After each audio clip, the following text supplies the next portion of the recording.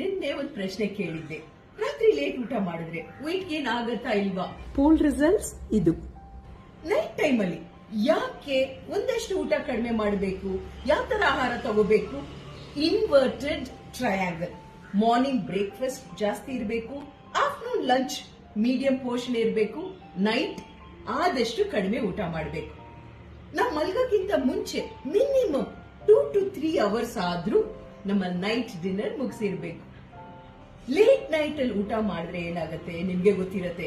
ಯಾವ್ದೊಂದು ಮದುವೆಗೆ ಹೋಗಿರ್ತೀರಾ, ಫಂಕ್ಷನ್ಗೆ ಹೋಗಿರ್ತೀರಾ, ಮನೆಗೆ ಬಂದ್ ಮಲಗಿದಾಗ ನಿಮಗೆ ಪೀಸ್ಫುಲ್ ಸ್ಲೀಪ್ ಇರಲ್ಲ.